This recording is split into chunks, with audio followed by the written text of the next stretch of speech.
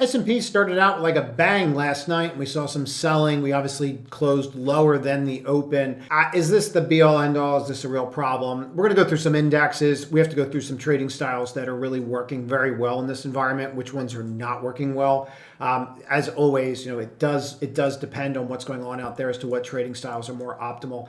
If you're using what you used when you were ripping, it's not going to work right now. So I'll give you some hints on what I think is working. Actually, what I know is working because it's what we're doing in the community. But what we see happening here is we just have the gap fills and then the holds. I just want to point out and be Captain Obvious for a second before we get into the breadth, which we must talk about. Here's our huge move. Here's your other move. Here's the move inside that move, and now you're up. We're never coming down here, right? And I don't mean that we're never going to. So far, we're just not coming down that area. So when I drop a fib level there, and 50 is not a fib, but you never close down here. And before we get all into the breadth, if we just take a look at the S&P for a second, and this is one of the points I tried to hammer home in Saturday's video. Huge breakout, inside bar, no matter, even though it was the mother of all inside bars, because this bar is so huge. This bar and body encapsulated that body. This one broke out, and you're trying to get through the top of this. And I'm not really surprised that you didn't get through the first shot. I don't find that really surprising that we didn't get through that 5,500. And if you look at that on the SPY right here, you didn't really even come up to that area. But you have the same exact pattern where you ran to it, and we all know where that level is, that 550. And then you can just see it again inside. And then this body encapsulates that one, giving you a bullish engulfing. I use the bodies, not the whole wicks of price rejection, the open, the close. And I think there are some interesting developments here. For example, I don't like to use VWAP too much, but we all see up here where it happened before. And that was that area where we had 5 pieces of convergence. You'll remember this, where we had the moving averages, the 22s right here, the 200, everything else. I'm not going to put it all there, but you get where we're going with this as we walk down the pike, right? And what we're doing is we're using these levels to determine where we're at, and then, hey, are we going to flip one? Because if we flip them, then we're starting to work it off. And so you come back here to that October 23, and you realize that after you got over, under, over, and now you're above it. I think that's really important. I also think there's some other stuff here that's super important. So if I click off these for a second and just use the SPY and use a lower VWAP, which is probably the most deadliest thing you can use in these environments, you want to know where everyone below you, when you're in these, owns them. There's nothing more important, and it gets more and more important over time. But the bottom line is you see how they just run over it, buckshot in these spots, and then all of a sudden it becomes like a brick wall. That's what you want to mark. Because when that starts to happen, that's how you should view it. You should view it as that brick wall. But more importantly, than I think, is then you just take the high and you mark that high. And that's really your wedge. That's like when people say the pinch, and I know it's like a huge range, but that's really where you're at. You're up here at this 550 level, and you're down here, 516, and you're going to figure out what you're going to do when you grow up. Like one of those things is going to figure out its move. You can already see the levels in here. I really don't like to waste a lot of time in these videos because they're packed with the simple things, but we will go over it. The 12, the 22, and the 55 and their placement. What we'll do is we'll clean off all these levels for a second, but you're back above the 12, the 22's right here, the 55's there. Again, we can also do this, which is the 3-5 cross. You now have a 5-8 cross. So your crosses are getting stronger and these are starting to align. That is good. Is it a reason that I'm going to buy? Not particularly. We were already getting in and scaling in back here. And we've been talking about this, and that's why I always tell people subscribe to these. These videos are all linked, and I do go over the concepts that we do in the private community in these. And so it's a great way for you just to not only get an introduction, but to see it like what's actually working out there. Scaling into this has been working great. If you're looking at like, oh, I'm getting in now because the 5-8 cross and all that, I think you're extended. I'll show you why I'm going to say that in a second. But 27% of you, let me find a graph because you guys love these memes. 27.5% of you do not subscribe to this channel. Please click the subscribe button and all notifications because these videos are linked and they are timely and they come out at different times. So if we take a look at where we are in regards to the SPY, and now if we overlay that and say, okay, well, where are we in regards to the Qs, right? Because again, everything's linked and we want to understand that. We always want to understand that everything is linked because when we get that concept, like it's one big trade, there's times when correlations matter and there's times when they don't. If you're looking at this and you don't see the correlation, I can't help you. It's pretty obvious that everything's correlated right now. And what I just want to point out is you're getting up here. And what do I mean by that? We went over this publicly today and we did that public pre-market. And what I was saying, and my point was this: how much risk is here now with the tariffs that we have? There's a lot of risk still in this market, and you've worked all this peak stuff off. So then you start looking at some of these names, and this was the point that I was making. When you look at where the Qs are, and that's going to take you to like that 470 level. And again, I don't want to spend a lot of time on it because you guys already know where the 22 is, and that you rejected it today, so you don't need me for that. And here's that 55, and then everyone's going to be talking about this, so we might as well talk about it too. There's your death cross. Ooh, okay, so we got that out of the way. But I think it's important to think about it from this perspective. So we take a look at something like Apple, and we say, all right, well, Apple bounced, no tariff for you for today, or days that end in Y, or you're in the super secret sector. We don't know which it is, but it's something, right? For me, it's always, okay, from here over, how much risk is in this to this level? Because when I get to here, I'm at zero tariff, because that's where we were before. That was zero tariff before in January 21st, right? So if we look at it from that spot, from here over, there's like 10 points of risk before I'm at zero tariff. Do we really think that that's how this plays out, that there's nothing to it? And I think that's one of the reasons why we saw the sell-off at the end of the day. Now, we've been building positions in this stuff and trading around them, but I'm going to get into that in another video. The most important thing for you to understand is to start looking at those. And before I go further, I just want to show this because I have a lot to go over in a short time to do it. Boom. But I really think that this is important. When I look at the market, I always look at these breadth indicators. Not once, but like literally always, because they're just so simple. Like it'll tell you what it's doing. What is concerning me is this. If I go to this level right here on Friday, and the new ones aren't in yet, but they're going to be higher because you're over the 5. So we're going to have more names over the 5 today. And that means that the 20 and the 55 and here, if we're not over the open, most likely they're not over. So if I look recently at any time that we're up here, I need significant moves in the 20, the 50, and the 200 along with it. But when I'm weaker on these and I'm not getting those moves and I get huge, fast spikes, not a gradual rise, not like I'm up, but like I'm down, then I'm up. See how this one was like more gradual and you kind of played around with it and then lifted? I think that's really important to get. Like this took a couple days. This took like a day, then bounced and hit. It reminds me more of this one. And so what I tend to do is I look at these spots and go, okay, when I'm down like this, what usually happens? This gets to that overbought location, and that's where you are right now to me. I feel like we're overbought on the short term.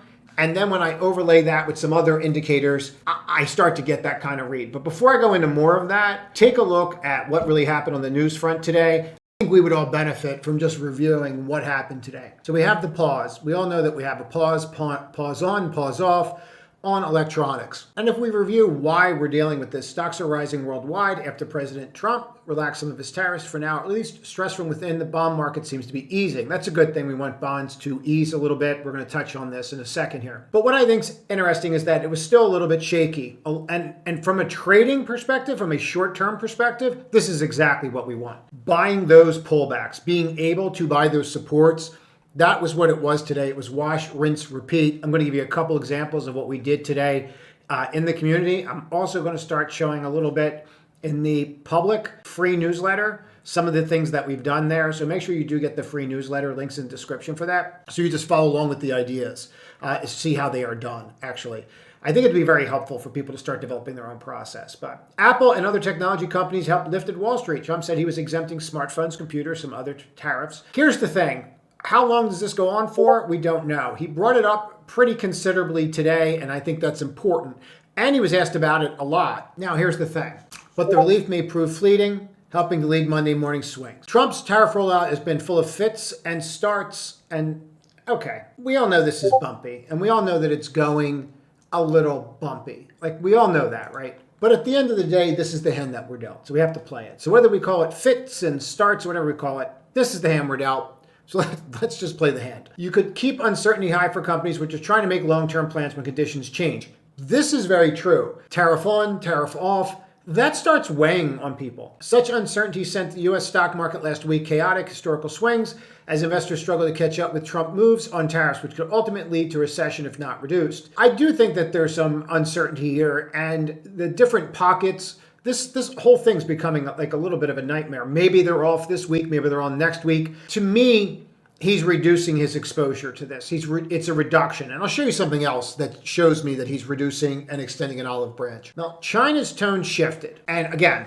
I hate to sound like kindergarten, but U.S. started it. China's Commerce Ministry welcomed the change, but said you need to cancel the rest of this. No one wins in a trade war, hoping to present China as a force of stability in contrast to Trump. So there's this window that's open for China right now to come in as the voice of reason. It does look more stable from the way that they're explaining things than what we have going on over here, which seems to be changing every hour. So I do think there's some to that, and I think they realize that. What I think is happening here is NVIDIA pledged $500 billion to manufacture AI chips. Now, if you look at what the U.S. did with this, AI chip maker commissioned 1 million square feet, Arizona, and Texas, to go out there and build. All right. American manufacturing helps build us the incredible AI demand. Founder Jensen, we're going to go here. We're going to build in these places. Okay, I got it. But is there more to this? And I do. I think this is really important. Trump administration's decision to allow Chinese firms to continue the purchase of the H20 chip is a major victory for the country.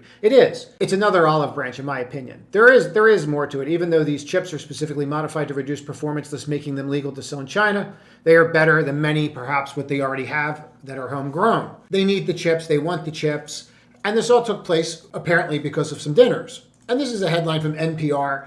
It's supposed to be shocking, but the bottom line is every administration does this. So it is what it is. Whether we agree with it or not, they hold these events. This one was done at Mar-a-Lago, in which Jensen probably pleaded his case on it. I also think it's a way for Trump to extend an olive branch, or maybe even begin to discuss how China can start lowering their barrier. And we take the temperature down. The real thing for the market here, if I could tell you the thing that lifts the market, is when China takes a step back now too. And I think if they don't, that's going to be a mistake on their part. That's my opinion. I'm entitled to it. But I think that this is very interesting. And I'm really surprised that NVIDIA is not up more on this, because it shows that they're willing to make some kind of leeway here. And Trump was very clear about that today when he spoke. He was in a meeting with the president of El Salvador, and he spoke on it. All right, let's get to some charts. Now, there was a lot of great opportunity today from things like bull, where you have these pre-market levels marked off, especially 430 now is huge for what's going on in Asia and Europe as they start trading our markets again because of the stabilization of the dollar. But you can just see how he held this level over, retest over. This presented so many great trades today. I have some stuff I might go through in a minute here. There were 2 really good trades on this that stood out that I could walk you through, and there are processes that you could use. The other thing that, if you take anything from this market that I think is super important from what's going on out there right now, if you take a look at something like a Netflix, just from a trading standpoint, and I always try to make these videos things that you can actually use, things that are applicable. But what you're seeing is a lot of this nonsense. And the old school way of thinking is what's getting people in trouble, because they don't understand that the game's changed. If the game's changed, then the rules change. And people are buying these breakouts still, and they're getting smoked. This was super simple. All you have to do is have patience in markets like this. So if it happens, great. If it doesn't happen, you go and look for the next one. But this was a stock that all we were waiting to do was wait for it to come back and retest this area. And we actually bought right here and bought calls. It's just presenting opportunity after opportunity. All these names are. And what's happening is people are buying this kind of stuff here, and they're getting smoked. So what they're doing is they're using the old school methodology where it's not working. See, like they're buying these breakouts on volume, and then the volume's going away. Or they'll buy this breakout on volume on Apple, and that'll go away. When the game changes, you have to change the tools that you use. I try and explain this all the time. Like if you're out here using something like, and I'm not saying to not use it, but it can't be your be all end all. But if you're using like a 3 and a 5 and you're waiting for that to like start curling up, and you're like, okay, well, today's the day to start curling up. Like, that's not a great day to be your first entry into this. This is the day that most of the people in the community that are short-term traders are actually selling to those people because they've learned, over time. And that's a really important concept. Different tools in your toolbox for different times. But like, it also depends on what you're trying to accomplish and what kind of trader you are. And that establishment to me is more paramount than anything, and people understanding their time frames. But I'll give you an example. Like this presented a huge opportunity right here with what it did, like enormous opportunity. And as soon as we saw it, we just, boom, we took it. And you can see it even clearer, like on the 1 minute. And we took it. And then I did a couple other trades in here, super fast market. Yep, you can drop your VWAP, but you're also getting signals that you're not going to get to VWAP. So we actually did a trade in here as well. You know what? Let me show you this live one, and then I'll see how much time I have left in this video because I want to show some other stuff, and maybe I'll show the secondary day trade that I posted that alert. They're really interesting concepts. If you like what you see here, let me know, because I'm really thinking about doing a video on this trade because it was such an easy one to explain and it was laid out so perfectly. So here, just watch this live. So this opened. They're going to halt, open, halt. If you don't want to play that game, don't buy it, but that's going to be the game. I'll usually take a partial on something like this when it gets over certain levels. I don't know that I'm going to wait for it to get over 40 before I do it. So I'm just going to watch in here for a minute, see what happens. I don't think it's done. I'm actually going to buy some now and start, but it's only going to be a partial and I'm going to trade around it all day. It's very hard to put stops on this stuff. If it breaks the low, I'll sell a part of the partial. If it goes lower, I might add to it. You're just trading around it all day. I think you got some shorts there that are a little trapped, especially on days like today. People play with this stuff because the other stuff's too hard. I'm watching this bull. I might add to it.